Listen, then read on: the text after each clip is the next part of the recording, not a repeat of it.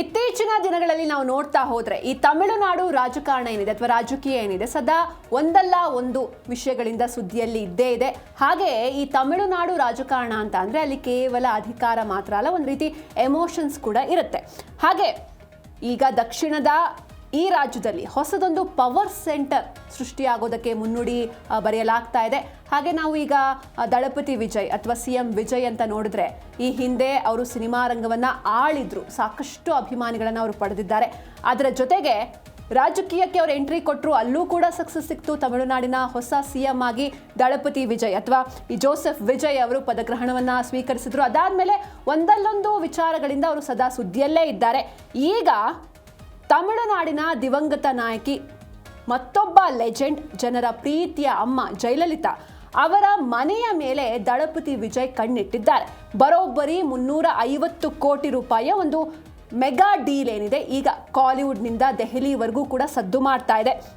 ಜಯಲಲಿತಾ ಅವರು ವಾಸವಿದ್ದಂತಹ ಆ ಒಂದು ಐತಿಹಾಸಿಕ ವೇದ ನಿಲಯಂ ಎನ್ನುವಂಥ ಮನೆ ಏನಿದೆ ಆ ಬಂಗ್ಲೆಗೆ ಈಗ ವಿಜಯ್ ಎಂಟ್ರಿ ಕೊಡ್ತಾರಾ ಎನ್ನುವಂಥ ಪ್ರಶ್ನೆಗಳು ಮೂಡ್ತಾ ಇದೆ. ನೋಡ್ತಾ ಹೋಗೋಣ. ಅಮ್ಮನ ಅರಮನೆಗೆ ದಳಪತಿ ಎಂಟ್ರಿ ಕೊಡ್ತಾರಾ? ಚೆನ್ನೈನ ಪೋಯಸ್ ಗಾರ್ಡನ್ ಅಲ್ಲಿ ಇರುವಂತಹ ಜಯಲಲಿತಾ ಅವರ ಮನೆ ಇದು. ತಮಿಳುನಾಡಿನ ರಾಜಕಾರಣದಲ್ಲಿ ಒಂದು ಕಾಲದ ಪ್ರಮುಖ ಶಕ್ತಿ ಕೇಂದ್ರವಾಗಿದ್ದ ದಿವಂಗತ ಮಾಜಿ CM ಜಯಲಲಿತಾ ವಾಸವಿದ್ದ ಚೆನ್ನೈನ ಪೋಯಸ್ ಗಾರ್ಡನ್ನ ವೇದ ನಿಲಯಂ ಬಂಗಲೆಯನ್ನ ಖರೀದಿ ಮಾಡೋದಕ್ಕೆ ದಳಪತಿ ವಿಜಯ್ ಪ್ಲಾನ್ ಮಾಡಿದ್ದಾರೆ ಎನ್ನುವಂತಹ ಸುದ್ದಿ ಈಗ ತಮಿಳುನಾಡಿನಲ್ಲಿ ಭಾರಿ ಸಂಚಲನವನ್ನ ಉಂಟು ಮಾಡ್ತಾ ಇದೆ.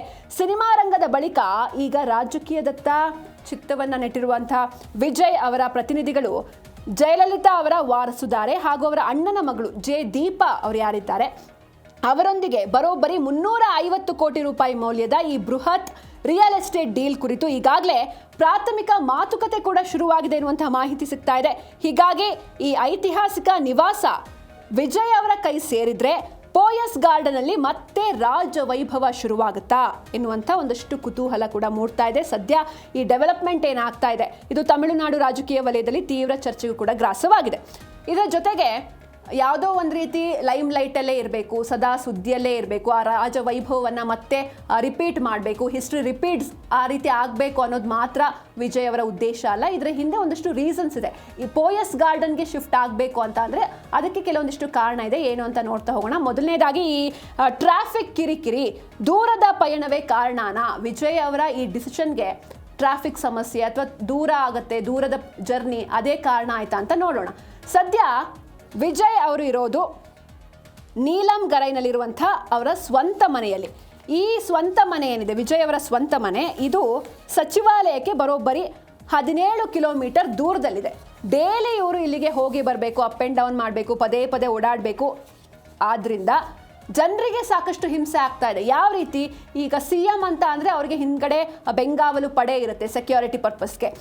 ಹೀಗಾಗಿ ಪ್ರತಿದಿನ ಈ ಬೆಂಗಾವಲು ಪಡೆಯಿಂದಾಗಿ ಈ ಈಸ್ಟ್ ಕೋಸ್ಟ್ ರೋಡ್ನಲ್ಲಿ ಟ್ರಾಫಿಕ್ ಜಾಮ್ ಜಾಸ್ತಿ ಆಗ್ತಾ ಇದೆ, ಸಾರ್ವಜನಿಕರಿಗೆ ಕಿರಿಕಿರಿ ಹೆಚ್ಚಾಗ್ತಾ ಇದೆ. ಹೀಗಾಗಿ ಈ ಕಿರಿಕಿರಿಯನ್ನು ತಪ್ಪಿಸೋದಕ್ಕೆ ನಗರದ ಹೃದಯ ಭಾಗಕ್ಕೆ ಶಿಫ್ಟ್ ಆಗುವಂಥ ಯೋಚನೆಯನ್ನ CM ಮಾಡ್ಕೊಂಡಿದ್ದಾರೆ CM ವಿಜಯ್ ಅವರು.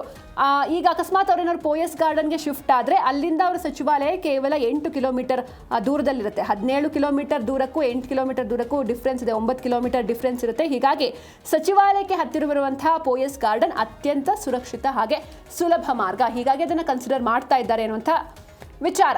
ಹಾಗೆ ಮತ್ತೊಂದು ಕಡೆ ಇದೊಂದು ಪವರ್ ಹೌಸ್ ಅಥವಾ ಪವರ್ ಸೆಂಟರ್, ಈ ಪೋಯಸ್ ಗಾರ್ಡನ್ ಇರುವಂತಹ ಮನೆ. ಶಕ್ತಿ ಕೇಂದ್ರದ ಮೇಲೆ ದಳಪತಿ ಕಣ್ಣು ಬಿದ್ದಿದ್ಯಾ ಅನ್ನೋ ಪ್ರಶ್ನೆಗಳು. ಕೇವಲ ಮನೆ ಮಾತ್ರ ಅಲ್ಲ, ಅದೊಂದು ಜನರ ಪಾಲಿಗೆ, ತಮಿಳುನಾಡಿನ ಜನರ ಪಾಲಿಗೆ ಅದೊಂದು ಮನೆ ಮಾತ್ರ ಆಗಿ ಉಳಿದಿಲ್ಲ. ಆದರೆ ಜಯಲಲಿತಾ ಅವರ ಬಂಗಲೆ ತಮಿಳುನಾಡಿನ ಭಾವನಾತ್ಮಕ ಕೇಂದ್ರ, ಅದು ಎಮೋಷನಲ್ ಸೆಂಟರ್. ಅದು ತಮಿಳುನಾಡಿನ ಶಕ್ತಿ ಕೇಂದ್ರದ ಮೇಲೆ ಕಣ್ಣಿಟ್ಟಿರುವಂತಹ ದಳಪತಿ ವಿಜಯ್ ಜಯಲಲಿತಾ ಅವರ ಬಂಗಲೆಯನ್ನು ಆರಿಸಿಕೊಂಡಿರುವುದರ ಹಿಂದೆ ಒಂದು ದೊಡ್ಡ ರಾಜಕೀಯ ತಂತ್ರ ಅಡಗಿದೆ ಎನ್ನಲಾಗ್ತಾ ಇದೆ. ಯಾಕಂದರೆ ಜಯಲಲಿತಾ ಅವರ ಪೋಯಸ್ ಗಾರ್ಡನ್ ಕೇವಲ ಒಂದು ಬಂಗ್ಲೆ ಮಾತ್ರ ಅಲ್ಲ, ಅದು ತಮಿಳುನಾಡಿನ ಇತಿಹಾಸದಲ್ಲಿ ದ್ರಾವಿಡ ರಾಜಕಾರಣದ ಪ್ರಮುಖ ಭಾವನಾತ್ಮಕ ಮತ್ತು ಪವರ್ ಸೆಂಟರ್ ಆಗಿತ್ತು. ಲಕ್ಷಾಂತರ AIADMK ಕಾರ್ಯಕರ್ತರು ಮತ್ತು ಅಭಿಮಾನಿಗಳಿಗೆ ದೇವಸ್ಥಾನದಂತಿರುವಂತಹ ವೇದ ನಿಲಯವನ್ನ ತಮ್ಮದಾಗಿಸಿಕೊಳ್ಳೋ ಮೂಲಕ ತಾವು ಜಯಲಲಿತಾ ಅವರ ಉತ್ತರಾಧಿಕಾರಿಯಾಗಿ ಹೊರಹೊಮ್ಮೋದಕ್ಕೆ ಹಾಗೂ ಅವರಷ್ಟೇ ಪ್ರಭಾವಿ ರಾಜಕೀಯ ಶಕ್ತಿಯಾಗೋದಕ್ಕೆ ವಿಜಯ್ ಮುಂದಾಗಿದ್ದಾರೆ ಎನ್ನುವಂಥ ಒಂದಷ್ಟು ಸಾಂಕೇತಿಕ ಸಂದೇಶ ರವಾನಿಸೋದು ಇದರ ಹಿಂದಿನ ಉದ್ದೇಶ. ಒಂದು ಕಡೆ ಗೋಪಾಲಪುರಂ, ಪೋಯಸ್ ಗಾರ್ಡನ್ಗಳಷ್ಟೇ ಎರಡೂ ಕೂಡ ತೂಕ ಇರುವಂತಹ ಜಾಗ, ಏಕೆಂದರೆ ಗೋಪಾಲಪುರಂನಲ್ಲಿ ಅದು ಕರುಣಾನಿಧಿಯವರ ಸೆಂಟರ್ ಆಗಿತ್ತು. ಆದರೆ ಪೋಯಸ್ ಗಾರ್ಡನ್ ಜಯಲಲಿತಾ ಅವರು ವಾಸವಿದ್ದಂಥ ಮನೆ ಇದೆ. ಹೀಗಾಗಿ ರಾಜಕೀಯವಾಗಿ ಒಂದಷ್ಟು ವಿಚಾರಗಳನ್ನು ತಲೆಯಲ್ಲಿ ಇಟ್ಕೊಂಡು ವಿಜಯ್ ಅವರು ಈ ನಿರ್ಧಾರವನ್ನು ಕೈಗೊಳ್ತಾರಾ ಏನು ಎತ್ತ ನೋಡಬೇಕು. ಹಾಗೆ ಅಕಸ್ಮಾತ್ ಈಗ ಡೀಲ್ ಏನೋ ನಡೀತಾ ಇದೆ, ದೀಪಾ ಅವ್ರ ಜೊತೆ ಅವರು ಮಾತಾಡ್ತಾ ಇದ್ದಾರೆ, 350 ಕೋಟಿಯ ಡೀಲ್ ಇದು. ಇದರ ಜೊತೆಗೆ ಅಕಸ್ಮಾತ್ ಏನಾದರೂ ಅವ್ರು ಒಪ್ಪಲಿಲ್ಲ ಅಂದರೆ ಆಗ ಏನು ಮಾಡ್ತಾರೆ ವಿಜಯ್ ಅವರು? ಅವ್ರ ಹತ್ರ ಪ್ಲಾನ್ ಬಿ ಕೂಡ ರೆಡಿ ಇದೆ. ಒಪ್ಪಂದ ಕುದುರದಿದ್ರೆ ಪ್ಲಾನ್ ಬಿ ಕೂಡ ರೆಡಿ ಆಗಿದೆ. ಏನದು ಪ್ಲಾನ್ ಬಿ ನೋಡೋಣ. ಒಂದ್ ವೇಳೆ ಜಯಲಲಿತಾ ಅವರ ವಾರಸುದಾರೆ ದೀಪಾ ಜೊತೆಗಿನ ಈ $1 ಬಿಲಿಯನ್ ಡೀಲ್ ಆರಂಭಿಕ ಹಂತದಲ್ಲೇ ಮುಗ್ದು ಹೋಗ್ಬಿಟ್ರೆ, ಫೇಲ್ ಆಗಿಬಿಟ್ರೆ, ಯಾಕಂದ್ರೆ ಮಾತುಕತೆ ಶುರುವಾಗಿದೆ, ಸಿಎಂ ವಿಜಯ್ ಅವರ ಪ್ಲಾನ್ ಬಿ ಸಿದ್ಧತೆಗಳು ಕೂಡ ರೆಡಿ ಆಗಿವೆ ಎನ್ನಲಾಗಿದೆ. ಅಕಸ್ಮಾತ್ ಆ ಬಂಗಲೆಯನ್ನ ಪರ್ಚೇಸ್ ಮಾಡೋದಕ್ಕೆ ಸಾಧ್ಯ ಆಗಲಿಲ್ಲ ಅಂದರೆ ಗ್ರೀಮ್ಸ್ ರಸ್ತೆಯಲ್ಲಿರುವಂತಹ ಸಚಿವರ ಸರ್ಕಾರಿ ಬಂಗಲೆಗೆ ಶಿಫ್ಟ್ ಆಗಬೇಕು. ಅಥವಾ ಮತ್ತೊಂದು ಆಪ್ಷನ್ ಕೂಡ ಇದೆ, ಪಟ್ಟಿನ ಪಾಕಂನಲ್ಲಿರುವಂತಹ ತಮ್ಮದೇ ಸ್ವಂತ ಜಾಗದಲ್ಲಿ ಹೊಸ ನಿವಾಸವನ್ನ ನಿರ್ಮಿಸಿಕೊಳ್ಳುವಂತಹ ಆಯ್ಕೆಗಳನ್ನು ಅವರು ಹೊಂದಿದ್ದಾರೆ. ಅಂದರೆ ಪ್ಲಾನ್ ಬಿ, ಪ್ಲಾನ್ ಸಿ ಎಲ್ಲವೂ ಕೂಡ ರೆಡಿ ಇದೆ.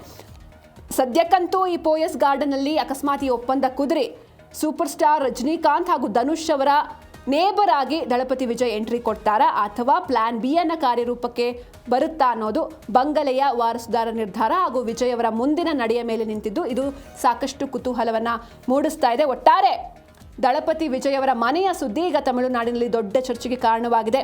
ಇದು ಬರೀ ವಾಸಸ್ಥಳದ ಬದಲಾವಣೆನ ಅಥವಾ ತಮಿಳುನಾಡಿನ ಅಮ್ಮನ ಪರಂಪರೆಯನ್ನ ತನ್ನದಾಗಿಸಿಕೊಳ್ಳೋದಕ್ಕೆ ರಾಜಕೀಯ ನಡೆಯೋ ಅನ್ನೋದು ಮುಂದಿನ ದಿನಗಳಲ್ಲಿ ಸ್ಪಷ್ಟವಾಗುತ್ತೆ. ಆದರೆ ಒಟ್ಟಾರೆ ಅಂತೂ ಅವರ ಅಭಿಮಾನಿಗಳು ಜಯಲಲಿತಾ ಅವರ ಆ ಅರಮನೆಯಲ್ಲಿ ದಳಪತಿಯ ರಾಜವೈಭವ ಶುರುವಾಗುತ್ತಾ ಅಂತ ಕಾದು ನೋಡ್ತಿದ್ದಾರೆ. ಅಂದರೆ ಒಂದು ಕಡೆ ಒಂದಷ್ಟು ರೀಸನ್ಸ್ನ ಅವ್ರು ಕೊಟ್ಟರು, ಟ್ರಾಫಿಕ್ ಅದು ಇದು ಅಂತ. ಮತ್ತೊಂದು ಕಡೆ ನಾನು ಆಗಲೇ ಹೇಳ್ದಾಗೆ ಅದು ಕೇವಲ ಒಂದು ಮನೆ ಮಾತ್ರ ಅಲ್ಲ, ಒಂದು ಎಮೋಷನ್ ಸೆಂಟರ್. ಹೀಗಾಗಿ ಅದನ್ನು ಆ ಒಂದು ಅಡ್ವಾಂಟೇಜ್ನ ವಿಜಯ್ ಅವರು ಬಳಸಿಕೊಳ್ಳೋದಕ್ಕೆ ಮುಂದಾಗ್ತಾರಾ ಏನು ಎತ್ತ ಕಾದು ನೋಡಬೇಕು.